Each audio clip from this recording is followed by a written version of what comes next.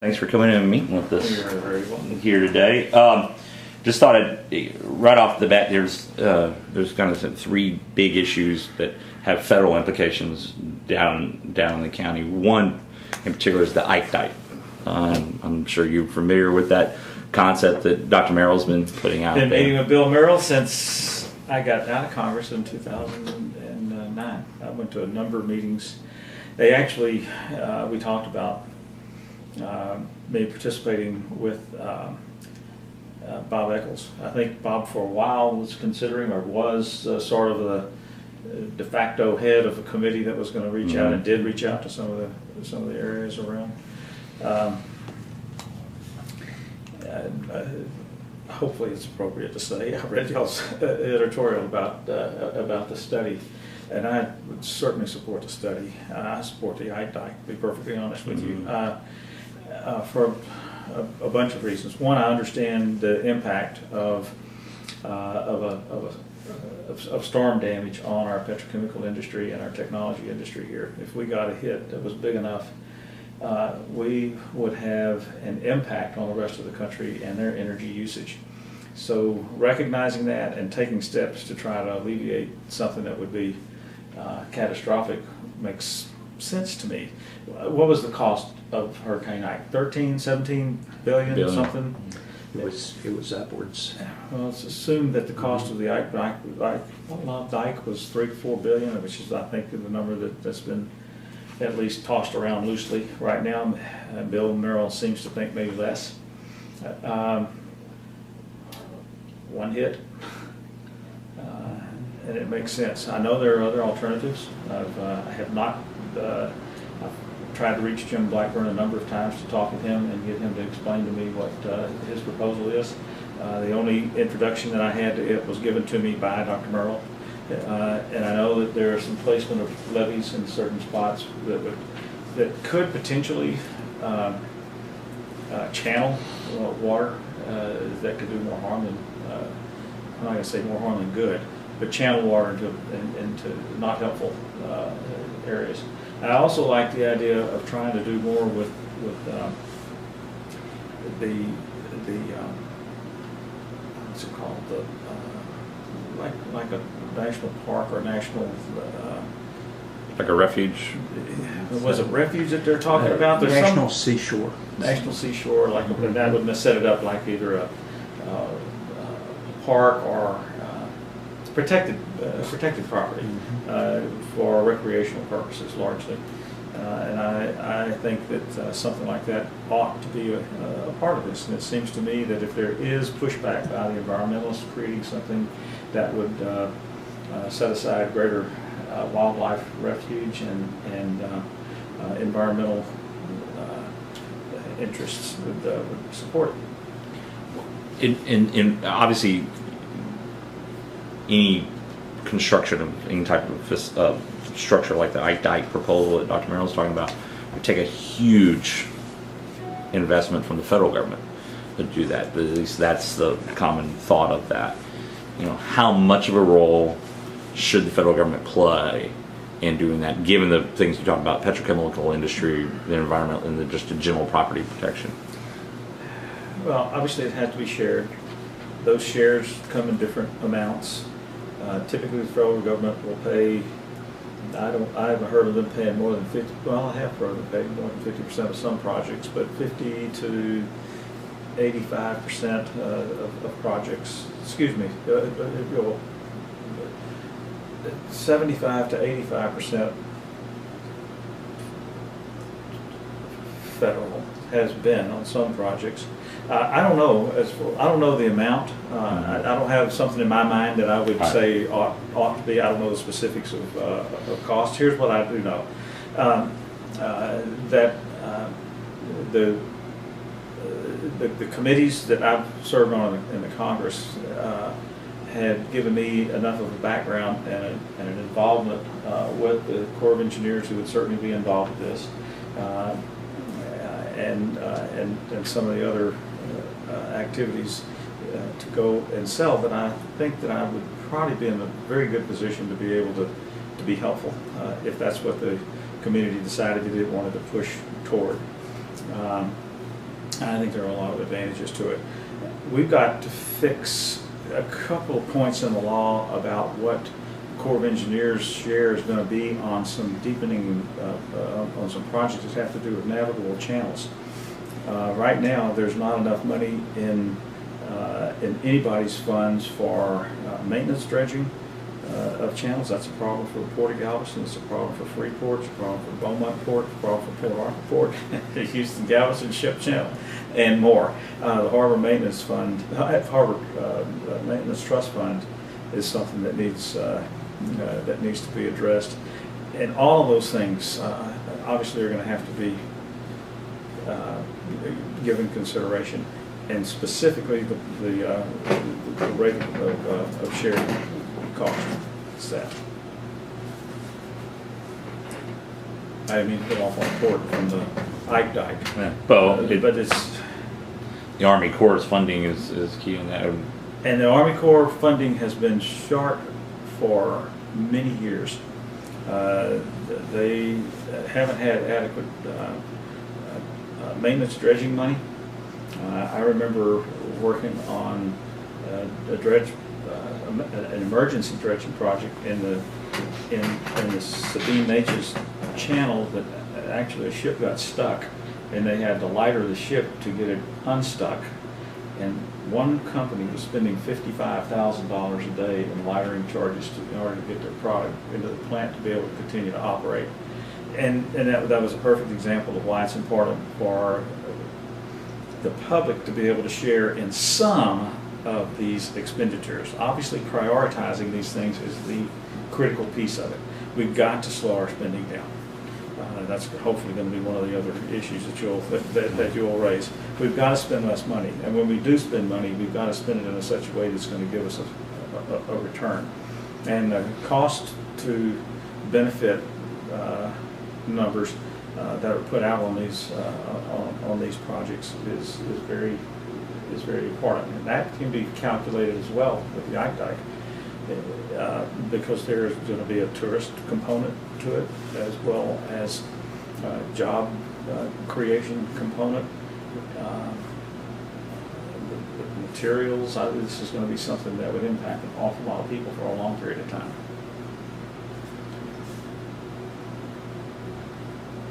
The other, the island kind of hot topic stuff right now is the battle between the city and HUD, GLO, Yeah. and housing advocates over public housing.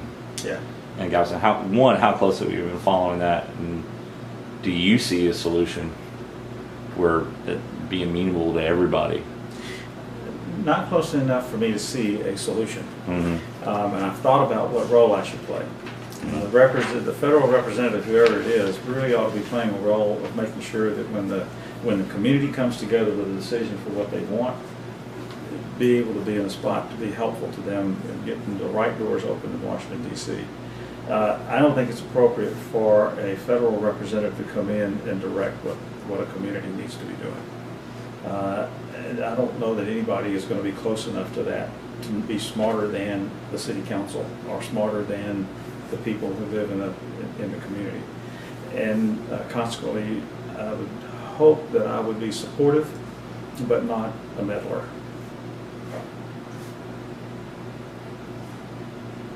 What kind of leverage would you have with in terms of trying to get them to implement the local plan as opposed to perhaps a plan they think might be better?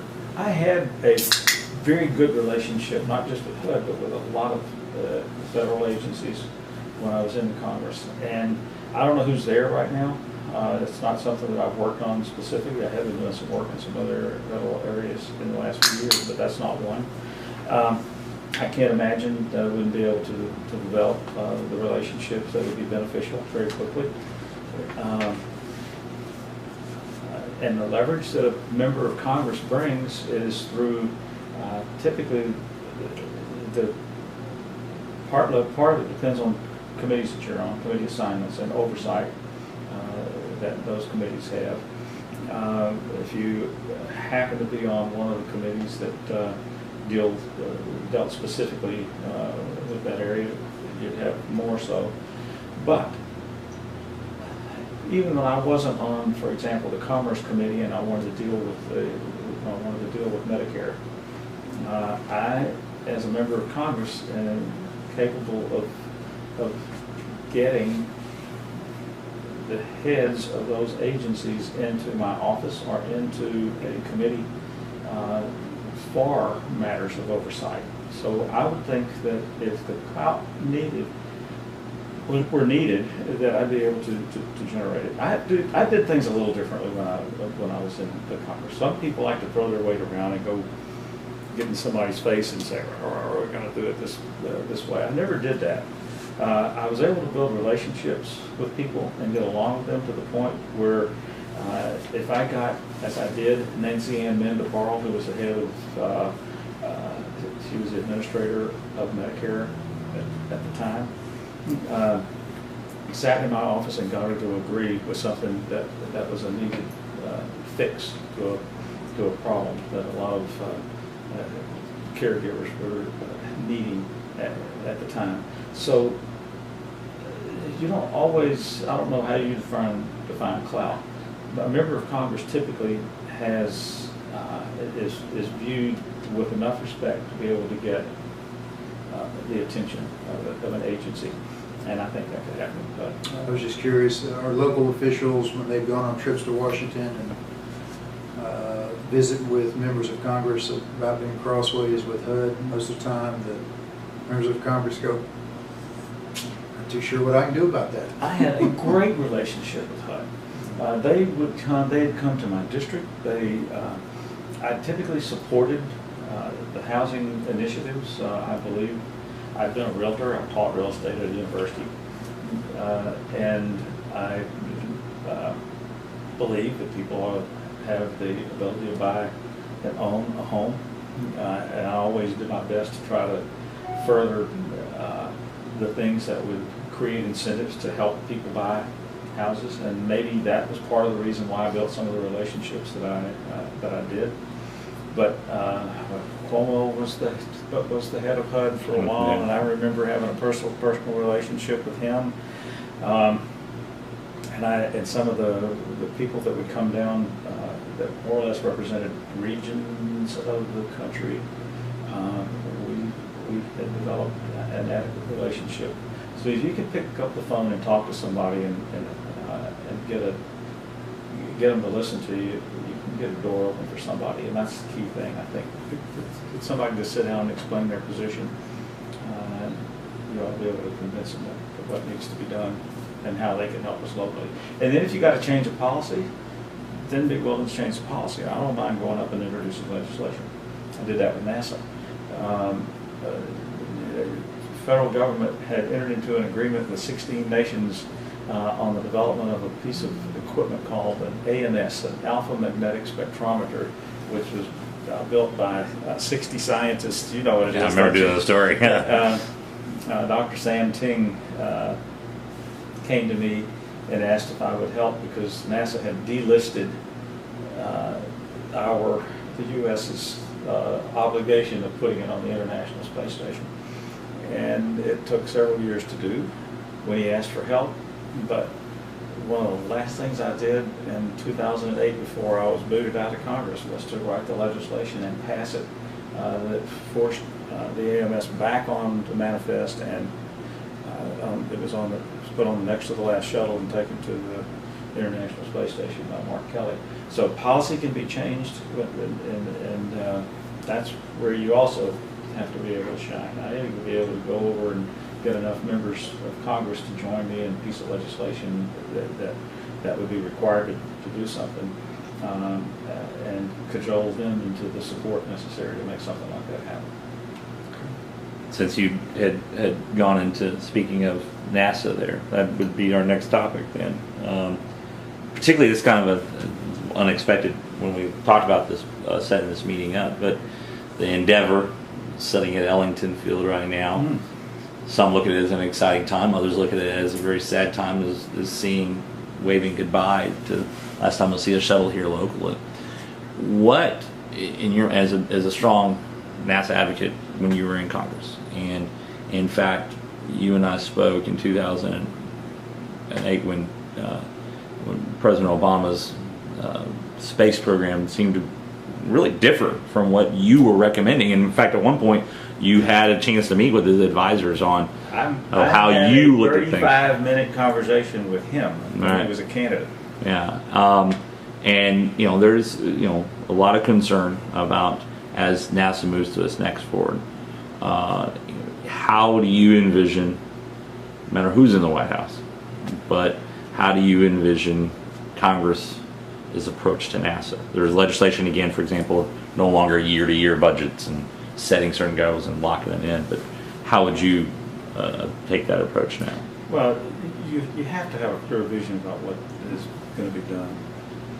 In 2001 and 2003, introduced legislation that was basically the back to the moon and on to Mars type legislation, and that sort of became the basis for what President Bush picked up in the beginning of 2004 and used that as his challenge to the country to go back to the moon and on to Mars. The difference in what he did and what we needed to have done was to pay for it. It was not a funded project, and consequently it did a lot of harm to NASA because NASA had to pull money from other programs in order to make this program begin to work. You've got to find, we'll talk I'm sure about PAYGO in a minute, about pay as you go. If you're going to put something in the budget, you better find someplace else in the budget to take something out of, or make sure that that is a paid program, or we get ourselves into deeper trouble. I don't have any problem with unmanned activity in space, and I also don't have any problem with what we are now referring to right now as commercial involvement. Other companies, Lockheed Martin and Boeing, are commercial companies, and yes, they're developing something for the federal government. They're participating in specific directions that NASA is doing. What's different with SpaceX is that SpaceX got a contract specifically to carry cargo to the International Space Station. I think that is appropriate. I don't disagree with it. I think that we've got to find a way to transition business, private enterprise into activities, and we as a government need to create the infrastructure necessary for them to be able to operate within space. So. On the other hand, I think that we've got to have an involvement on the government, because there's not a private company that will, for example, go to an asteroid. Why would a company go spend billions of dollars to go to an asteroid? That to me would be a public activity that would give us a different kind of return, potentially creating companies that would go do specific things on that asteroid or on the moon or some other activity. So, as a board member for the Coalition for Space Exploration, which is a national organization, what we've been calling for is a balanced plan for what needs to be done in space, with the government participating in activities of space exploration, and with private companies being able to continue to grow their efforts, so that someday we'll ride in a space plane, whatever they call it, to travel from here to China in 3 hours' time. We won't make that transition until companies have developed the ability to go into and out of low Earth orbit. I shouldn't use the words quickly and easily, but in essence, quickly and easily.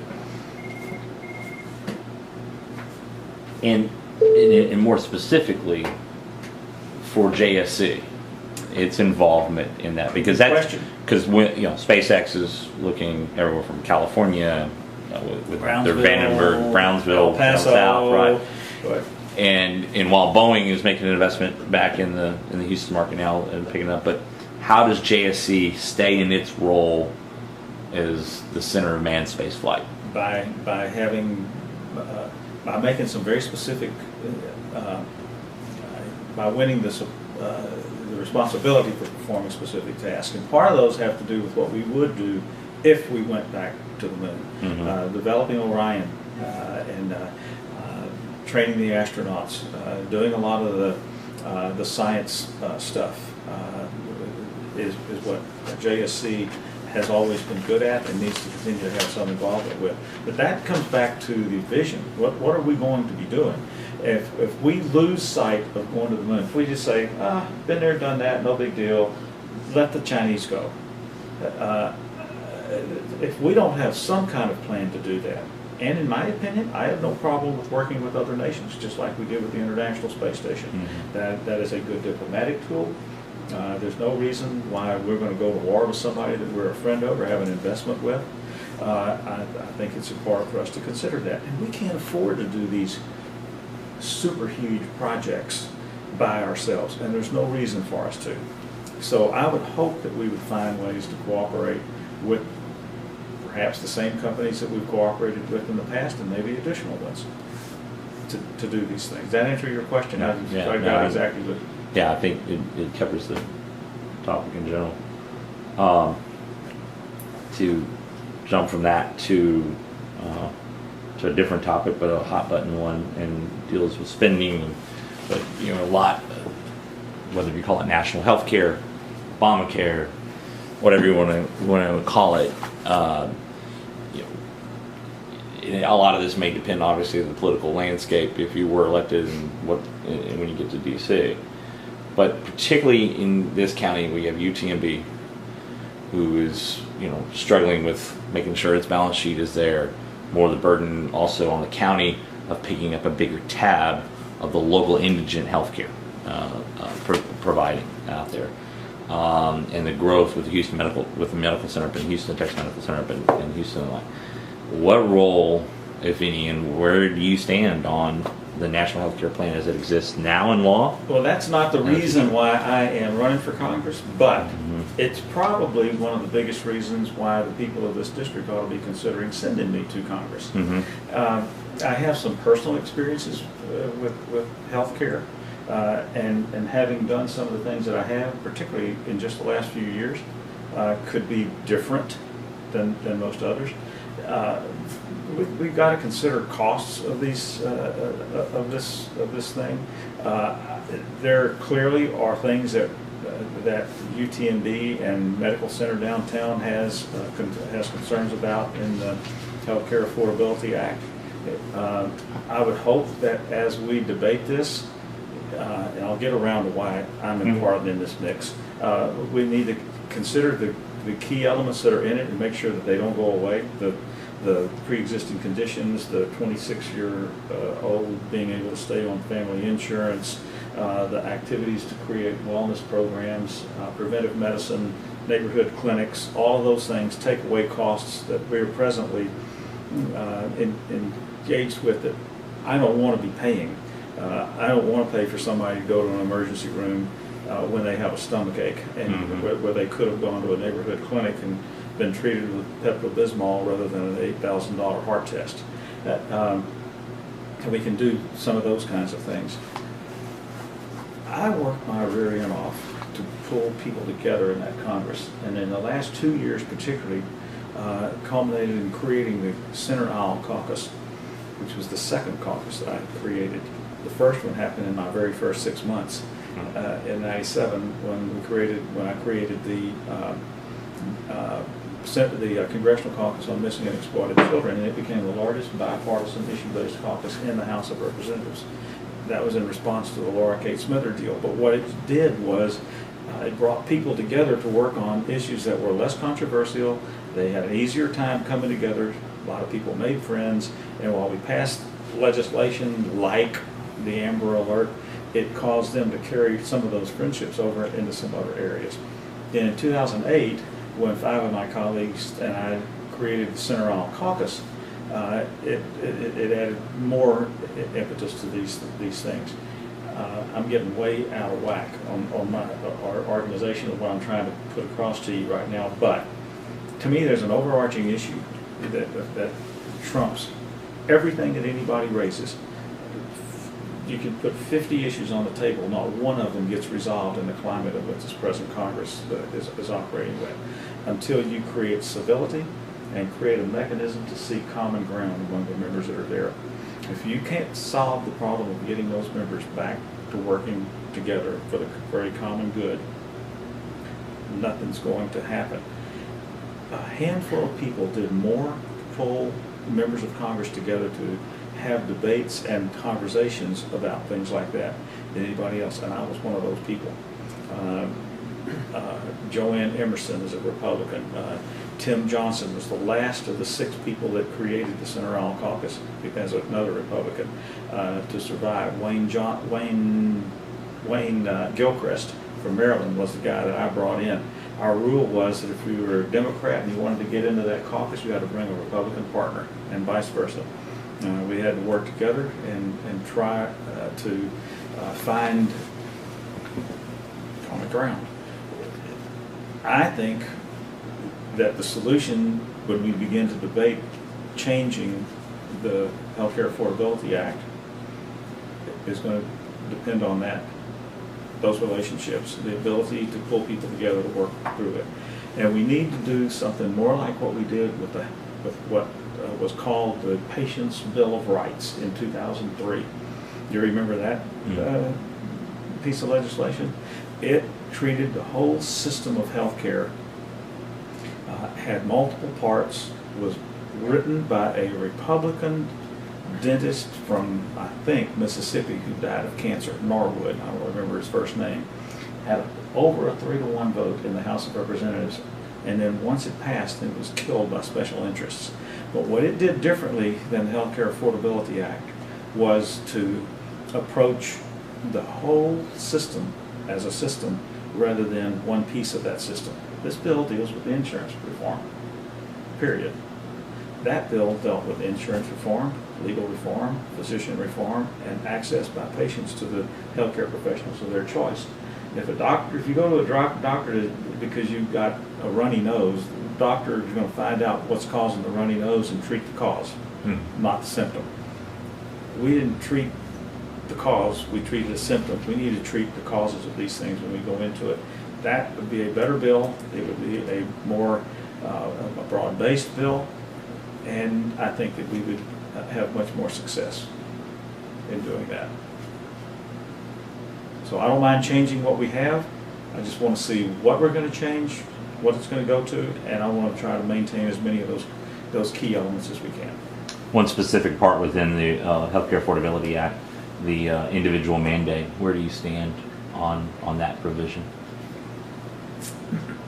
I don't have a problem with it. I don't know how else you're going to pay for it if you don't have something like it in there, but I would at least like to listen to some of the suggestions that members of Congress would have in doing it. Here's what I think has to be done to reduce some of the costs, and if you can reduce the costs adequately, then you don't necessarily need the mandate. Okay. Because the mandate brings extra money into the system, if I understand it correctly. We need efficiencies, and there are a lot of efficiencies, some of which I were involved with in helping UTMB create its telemedicine laboratory several years back. When they started doing teleconferencing, it ultimately began to treat people in the federal state prison system on offshore rigs and other remote locations, and it grew. When I got out of Congress, I started working with some people with a home health care company who wanted to try to create a treatment program that was called transitional care as opposed to home care. They knew that in order to keep people out of the hospital, and Medicare as a rule will soon begin to penalize hospitals if patients return within a certain period of time after being discharged, that we could reduce the rate of return, the rate of recidivism, by getting more information to the healthcare professionals, more information to the doctor. We got some monitors, but treated those monitors differently with computer programs than what other home healthcare companies had been doing, and have to require a change in culture in dealing with the doctors. The doctors don't want to refer patients except to companies that they get some money from. That's a little bit of a problem that has to be contended with. But we found that on COPD, CHF, COPD is chronic pulmonary obstructive disorder or whatever it's called, and CHF is congestive heart failure and pneumonia, that when a patient leaves the hospital, they go home with this monitor, and instead of sending a nurse to their house to check on them 2 to 4 days after they get home and make sure that their medicines are working and that they're stable, they begin transmitting data every 3 or 4 hours back to a nurse's station at the home health care company that's in touch with the doctor. And the nurse can monitor from that office what's going on in the patient's home, and the data is transmitted electronically. So you're creating a record all during the hours of the day and night from this patient. It's not intrusive. You put it on your finger and you stand on a scale, touch buttons, you answer yes or no answers to questions that are asked by the monitor. Data is transmitted to the nurse, and if the patient's little color code goes from green to yellow to orange to red, there are specific protocols to follow. If you start to recognize a change in a patient when something begins to get yellow as opposed to turning red, you can respond to them more quickly, either by sending a nurse or sometimes even on a phone call. Did you have too much salt with your dinner last night? Did you take your medicine? Have you done whatever? And we're finding that we reduced the rate of return to the hospital by over 50%, which would take out of St. Joseph's Hospital $1.5 million a year. Multiply that times all the hospitals in the country, and you're talking about hundreds of millions of dollars a year that are potential savings to Medicare and to insurance companies, and that could change the dynamic of what we're talking about in some of this. Sorry, long answer. You know, Republicans have said if they win the majority in Congress, they're going to have a vote to possibly repeal the National Health Care Act. Where would you vote on that? How would you vote on that? I could vote for repeal if I knew what was going into its place. That's all. If you have nothing there and you lose those key elements, then I said I think we do ourselves more harm than good. I am tired of paying for high emergency rates. It seems to me that that's one of any Republican's biggest concern. If we're paying for, put it in someone else's term, a deadbeat who's not going to pay for themselves, whether they could afford it or not afford it, to choose to go to an emergency room for treatment when they could be known by someone at a local neighborhood clinic. It could be a physician's assistant, doesn't necessarily have to be a physician, for regular care and regular checkups. That is where you can take a huge amount of money out of our cost for our health care. So I would hope that there would be enough of an interest to at least put forth what you want to go to before you take something out. You mentioned you want to be able to address this, and I'm glad you mentioned it earlier anyway. Spending, budget policy, tax policy of Congress right now. I think no one will disagree that debt's getting up there. It keeps increasing. And even as the economy improves, the catch-up is not there. So what's the Nick Lampson plan for... What I did when I was getting us out of debt and creating more jobs and lowering taxes. Obviously, you really got to prioritize what is going to be spent, and nothing should be spent that doesn't give us a real return on the investment. And the things that probably I'm not going to say the only things, but the things that I would consider as spending items in a budget would have to be infrastructure related, because they will create jobs and they will put significant amounts of money, if done right, and if overseen properly. We don't have oversight like we used to have, and we implemented good contracts and made those contracts function the way the contract says. All that stuff working, then I think you can do something very good with it. But you also have to implement pay-go rules. Remember the pay-as-you-go program that some of us particularly the Blue Dog Democrats, espoused for the years until there were so few Blue Dog Democrats that they didn't have the ability to do it anymore. If something is going to go into the budget, then something someplace else has to come out of the budget. And if it's something that's critical enough that you have to add spending to it, then you add the spending and you tell the public what you're doing with it. But I think those are, and then you've got to look at efficiencies. Have you heard that the federal government owns 55,000 buildings that are unused or underused? 55,000 buildings, and the cost to maintain those buildings every year is $17 billion, and we're not using them. That is an astounding number to me.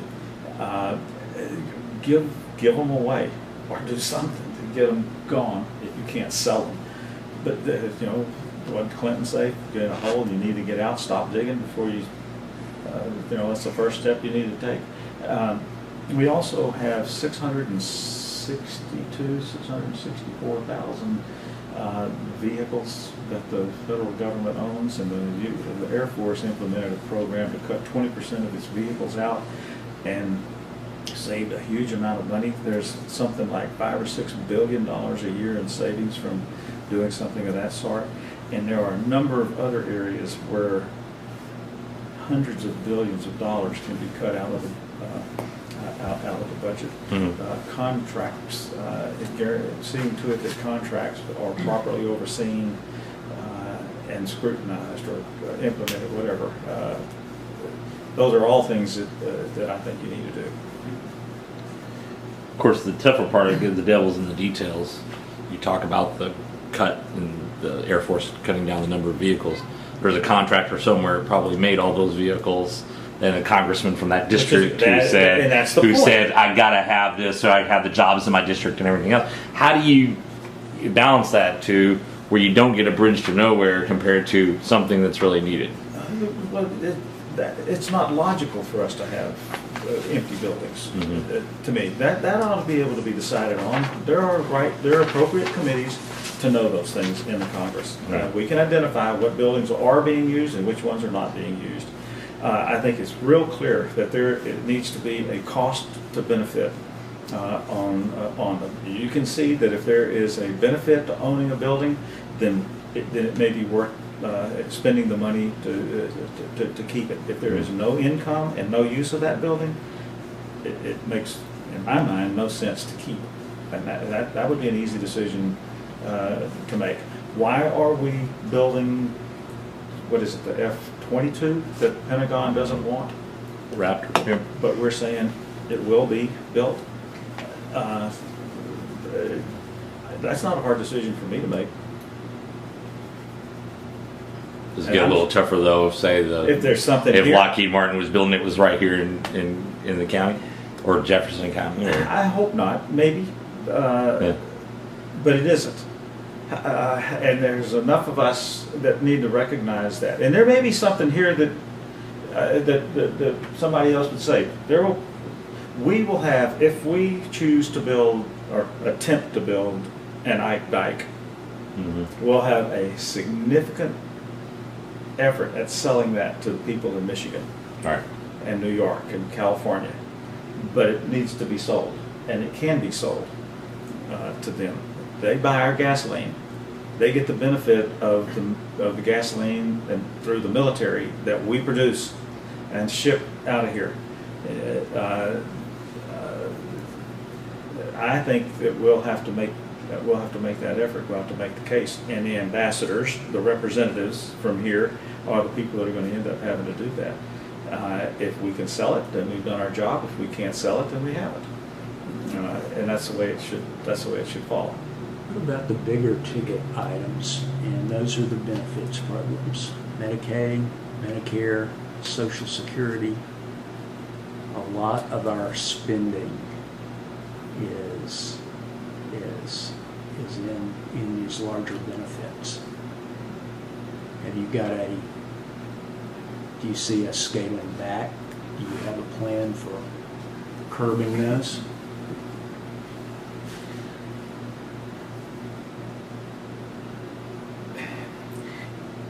we pay into those programs, first of all. I know that Galveston County has done something differently. The county and its employees are not on Social Security. And by the way, members of Congress are. A lot of people don't think that.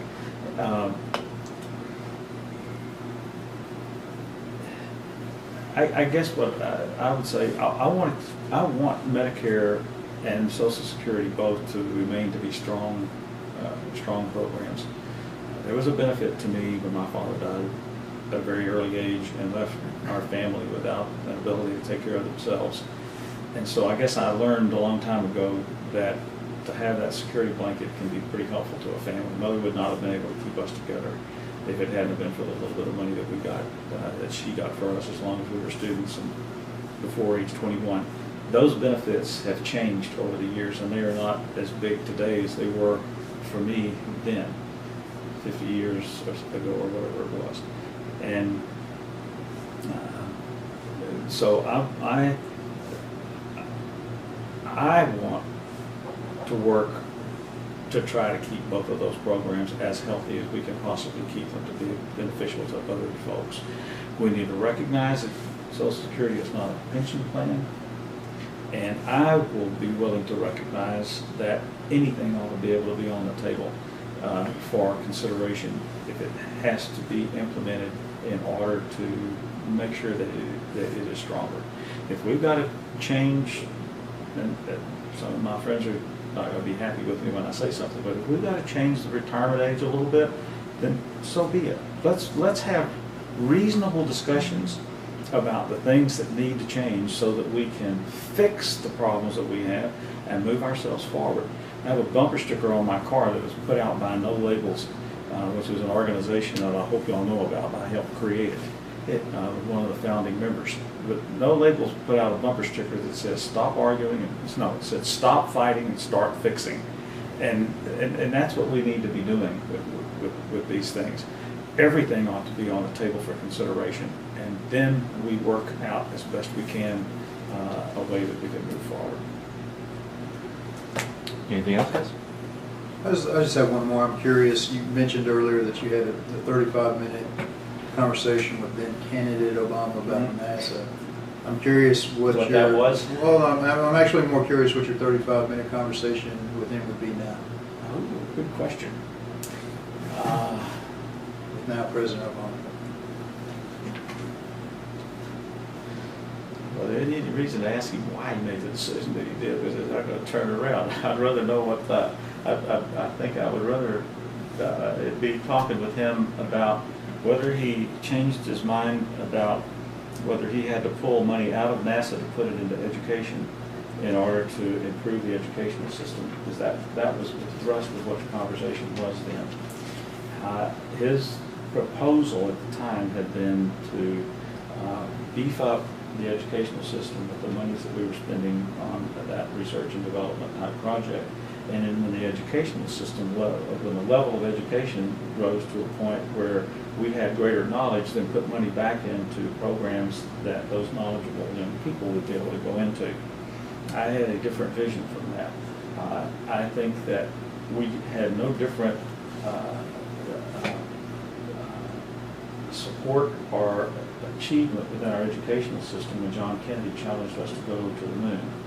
But because there was an inspiration and a dream that was, or a challenge that was created, it pulled young people through the educational system to get the knowledge to make the dream become a reality. And that's what I was hoping that he would see. You can pull people through the educational system rather than pushing them through it. Does that make sense from the gist of what my poor explanation of what I'm trying to say? I would hope that what I would like to hear from him today is what he would do to find a comparable challenge to this country that doesn't have to just be in space, to solve some extremely critical issue that's big enough that could change technology like space did, and cause young people to want to stay in school and get those STEM courses to be able to drive us back to the top of the world as far as our technological leadership is concerned. That could be energy, it could be doing something in space, but it could be medicine, it could be the accomplishment of some specific healthcare. Gotcha. Thank you. One, Gentlemen, anything else? just one last question. It's a chance for you to make your pitch. At some point, three of us, other folks on our staff, probably going to sit down and decide who we would endorse. What's your pitch? Why should you vote for In me? 2 minutes or less. Please vote for me because I created those two caucuses, Missing and Exploited Children and Center Isle, and the effort that I made to try to get members of Congress to work together. As I said a while ago, the overarching issue is civility and the search for common ground. If we don't achieve that, we don't achieve anything. I think that I have an asset that has not just 10 years experience of finding where the bathrooms are and the committee rooms are in the Congress, but know how the relationships of key people who are still in the Congress work, and be able to hit the ground running for this congressional district. A community would have a hard time getting somebody with what I was able to accomplish while I was there. And I feel good about what I've accomplished. The specific projects of the fixing the railroad bridge and helping bring some of the money necessary, which was not comparable to a teapot museum in North Carolina when we addressed the needs on the causeway. The work that I've done with the Corps of Engineers, the ability that I have to pay attention to what the Commissioner's Court, the City Council's courts, plural, through this district have said that they needed my attention. In my last 2 years in Congress, I did 500 town hall meetings about, well, there's about 200 a year. 100 of those was when I was a candidate. But that's the kind of attentiveness and, well, I don't know another word, attentiveness that I pay to the people. I try to listen and respond to what the folks want me to be doing as a representative. I think I can do you a good job. Great. Thank you, Congressman. Appreciate You're it. very welcome.